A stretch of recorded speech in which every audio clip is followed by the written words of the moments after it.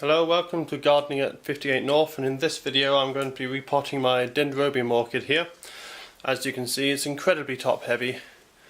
It's a very tall plant in a very small pot, and this is the original pot it came in, so it desperately needs repotting. Now, Dendrobium orchids are epiphytic orchids normally, so they need a very free draining compost mix. Now, the compost I have bought is orchid compost, but it's quite cheap. And unfortunately it's not very free draining, as I will show you here. It's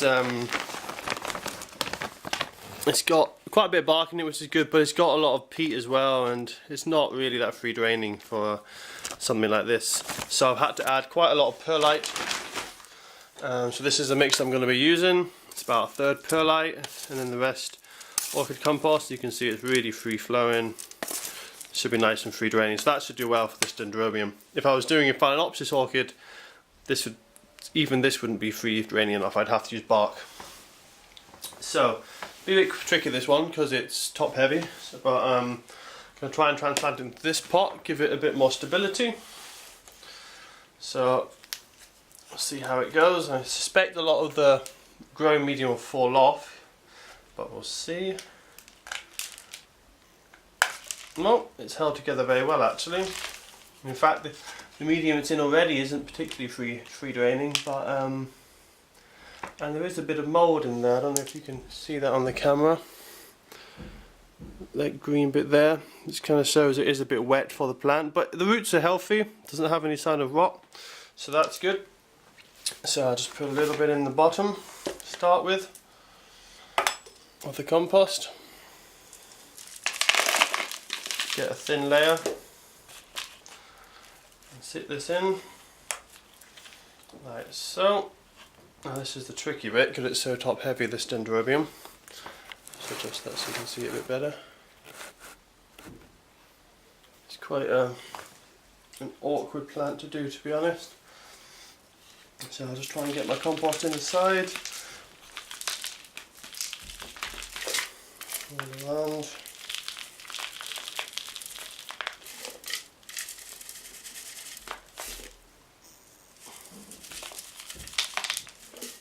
There we are, so I'll just firm it in a bit. I don't want to pack it in though, because the dendrobiums, as I say, like it free draining, so if I pushed it in too hard, it would compact and then it would mitigate the free draining aspect of the soil. It would make it a bit too waterlogged. So I'm only going to gently firm it in, and that should be enough, to be honest, to hold it.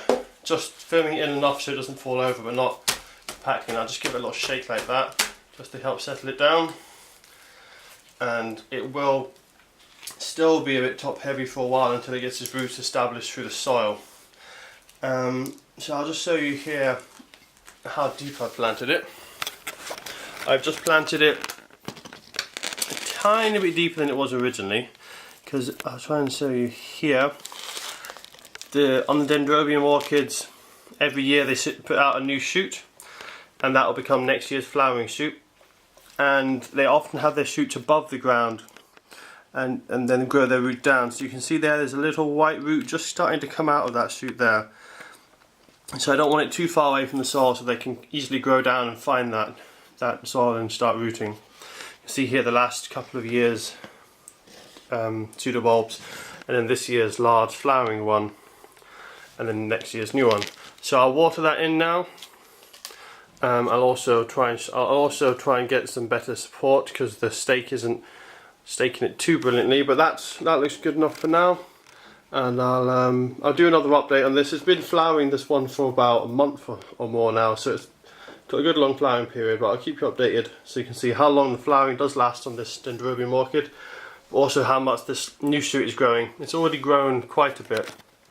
If you look at my other YouTube channel about my orchid collection, you'll be able to see there about a month ago how much it's grown. So that's my repotting of my dendrobium orchid.